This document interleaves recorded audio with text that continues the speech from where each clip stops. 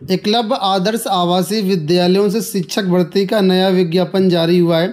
इस वीडियो के माध्यम से मैं कंप्लीट डिटेल्स आपको देने वाला हूं कि कौन कौन अभ्यर्थी इसके लिए पात्र हैं और इसके लिए क्या परीक्षा पैटर्न होगा, क्या चयन प्रक्रिया होगी।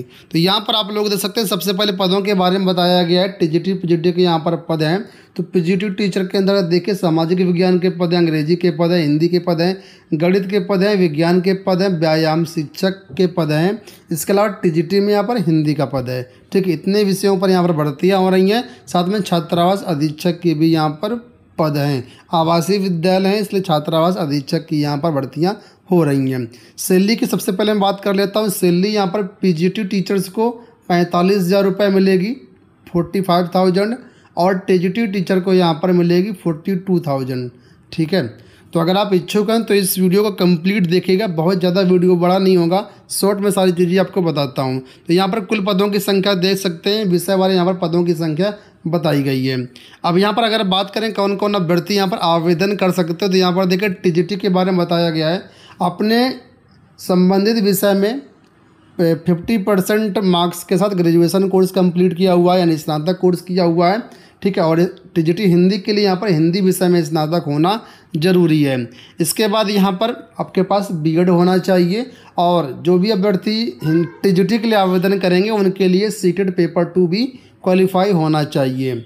इसके बाद यहाँ पर बात करते हैं पीजीटी के बारे में। तो पीजीटी के लिए यहाँ पर जो योग्यता बताई गई है वो 50% अंकों के साथ स्नातकोत्तर यानी पीजी की डिग्री होनी चाहिए। इसके अलावा जिस भी विषय में आप आवेदन करना चाह रहे हैं, पीजी आपका उसी विषय में होना चाहिए। जैसे पीजीटी अंग्रेजी के लिए आवेदन कर रहे हैं तो अंग्रेजी साहित्य में आपका पीजी होना चाहिए। ठीक है, और स्नातक पर भी अंग्रेजी होना चाहिए। पीजीटी हिंदी के लिए आवेदन कर रहे हैं तो हिंदी साहित्य में स्नातकोत्तर और ग्रेजुएशन में भी आपका होना चाहिए हिंदी। इस तरीके से संबंधित विषय में पीजी आपका होना चाहिए, साथ में स्नातक में भी वो विषय होना चाहिए।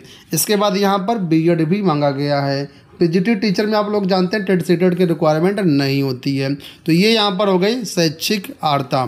इसके साथ में अगर आपको हिंदी अंग्रेजी का पढ़ाने का दोनों तरीके से ज्ञान है तो आपको यहाँ पर वरीयता मिलेगी। वांछनीय योग्यता में कंपलसरी नहीं है।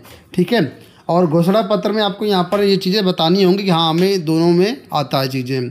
अब यहाँ पर देखिए जो फ्रेश अभ्यर्थी हैं वो भी यहाँ पर फॉर्म भर सकते हैं, और जो एक्सपीरियंस कैंडिडेट हैं वो भी यहाँ पर फॉर्म भर सकते हैं। एक्सपीरियंस कैंडिडेट के बारे में बताया कि कम से कम 2 वर्ष का यहाँ पर अनुभव जरूरी है। अब यहाँ पर देखिए आयु की गणना की बात कर लेते हैं। तो आयु की गणना यहाँ पर जो है देखिए 1 अप्रैल 2023 से की जाएगी। मिनिमम 21 साल हो आपकी एज होनी चाहिए, अधिकतम 60 वर्ष आपकी एज है। छात्रावास अधीक्षक के लिए 26 वर्ष से लेकर 45 वर्ष आपकी एज रहेगी। जो रिटायरमेंट टीचर्स है वो भी यहाँ पर फॉर्म भर सकते हैं, उनके लिए यहाँ पर जो मैक्सिमम एज है 65 ईयर्स रहेगी। चयन प्रक्रिया की बात कर लेते हैं। तो चयन प्रक्रिया के बारे में बता दें, यहाँ पर आपको कोई भी लिखित परीक्षा नहीं होनी है। सिर्फ और सिर्फ आपका जो शैक्षणिक योग्यता है उसके मार्क्स के अनुसार मेरिट बनेगी, और जो भी आपका अनुभव होगा उन दोनों को मिलाकर कंबाइंड मेरिट बनेगी। उसके यहाँ पर आधार पर पैनल बनेगा, पैनल में आपका नाम आएगा तो यहाँ पर आपका चयन कर लिया जाएगा। अब बात करते हैं कि अगर पैनल कैसे बनेगा, जो एकेडमिक मेरिट कैसे जुड़ेगी। तो यहाँ पर देखिए इसके बारे में बताया गया है। सबसे पहले पीजीटी टीचर के बारे में बताया गया है कि यहाँ पर हायर सेकेंडरी का 20% नंबर, स्नातक का 30% नंबर, और स्नातकोत्तर का यानी पीजी का 50% नंबर, यानी 80% आपका एकेडमिक का वेटेज दिया जाएगा यहाँ पर। इसके बाद यहाँ पर कार्यानुभव के नंबर मिलेंगे, और इसके बाद यहाँ पर अगर आपको अंग्रेजी माध्यम से अपने हाई स्कूल या हायर सेकेंडरी पढ़ा तो उसका 5 नंबर मिलेगा। महाविद्यालय स्तर तक आपने अंग्रेजी माध्यम में पढ़ा तो 4 अंक मिलेगा, और हायर सेकेंडरी अंग्रेजी माध्यम में किया तो 2 अंक मिलेगा। इस तरीके से ये आपका वेटेज मिलेगा। टीजीटी में भी लगभग सेम ही है। इसी तरीके से आपका ये होगा एकेडमिक मेरिट कैसे बनेगी। और अनुभव मैंने बताया, अनुभव भी इसी में इंक्लूड है। इस तरीके से मेरिट बन जाएगी। मेरिट में नाम आने पर यहाँ पर आपका चयन कर लिया जाएगा।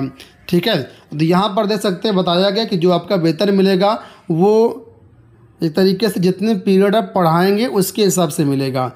टीजीटी में 320 रुपये 1 घंटे पढ़ाने का, यानी 1 पीरियड पढ़ाने का आपको मिलेगा, अधिकतम 45,000 मिलेगा। और टीजीटी में 300 रुपये प्रति पीरियड मिलेगा आपको, अधिकतम 42,000 रुपये यहाँ पर मिलेगा। और यहाँ पर जो छात्रावास अधीक्षक रहेंगे उनके लिए 36,000 रुपये आपको मिलेगा प्रति माह। तो ये तो बात हो गई वेतनमान की। और फॉर्म कैसे भरना है, तो फॉर्म भरने के लिए यहाँ पर नीचे आएंगे तो देखिए आवेदन करने की जो लास्ट डेट रखी गई है वो 6 मई 2023 रखी गई है। ऑफलाइन आपको फॉर्म भरना है, ठीक है, ऑनलाइन नहीं भरना है, ऑफलाइन भरना है। और इसका जो नोटिफिकेशन अगर डाउनलोड करना चाहते हैं तो ये वेबसाइट दी गई eklavya.cg.nic.in। छत्तीसगढ़ से वैकेंसी है तो वहाँ की जो एकलव्य की वेबसाइट है वहाँ से आपको इसका नोटिफिकेशन मिल जाएगा, फिर हमारे टेलीग्राम पर भी मिल जाएगा, ठीक है। अब यहाँ पर देखेंगे तो क्या क्या आपको दस्तावेज लगाने हैं। तो यहाँ पर ये फ्रेश अभ्यर्थियों के लिए क्या क्या दस्तावेज लगेंगे इसकी पूरी सूची दी गई, आप स्क्रीनशॉट दे सकते हैं या फिर सिंपल सा आप नोटिफिकेशन डाउनलोड करके चेकआउट कर सकते हैं। अब यहाँ पर देखिए ये एप्लीकेशन फॉर्म है फ्रेश अभ्यर्थियों के लिए। तो यहाँ पर सारा फॉर्म आपको यहाँ पर भरना होगा, ठीक है। यहाँ पर देखेंगे तो ये जो वैकेंसी यहाँ पर देखिए जिला रायगढ़ है आपकी, और यहाँ पर विकास खंड वाइज वैकेंसी है। तो विकास खंड के अनुसार भी आप भर सकते हैं, मतलब मल्टीपल फॉर्म भरना चाहें तो आप अलग अलग ब्लॉक से भर सकते हैं। अब देखिए ये आपका विज्ञापन है, मैं आपको ऑफिशियल वेबसाइट भी देता हूँ कहाँ से आप डाउनलोड कर पाएंगे। देखिए ये इसकी ऑफिशियल वेबसाइट है raigad.gov.in। यहाँ पर जैसे जाएंगे नोटिस वाले सेक्शन में आपको जाना है। जैसे नोटिस वाले सेक्शन पे क्लिक कर देंगे तो यहाँ पर आपको भर्ती वाले सेक्शन पर जाना है, और भर्ती वाले सेक्शन पर जैसे ही जाएंगे तो यहाँ पर सबसे पहले नंबर पे आपको यहाँ पर लिंक मिल जाएगा, यहाँ से पीडीएफ डाउनलोड कर सकते हैं। इसी में आपका एप्लीकेशन का फॉर्म दिया गया है। अब बात कर लेते हैं यहाँ पर आपको फॉर्म भेजना कैसे है। तो कंप्लीट फॉर्म को भर लेना है, सारे डॉक्यूमेंट्स आपको अटैच कर देना है फोटोकॉपी के साथ, और उसको बाई पोस्ट आपको स्पीड पोस्ट के माध्यम से आपको भेज देना है। कहाँ पर भेजना है तो नोटिफिकेशन में आपका जो एड्रेस है वो मेंशन किया गया है, उसमें आप भेज सकते हैं।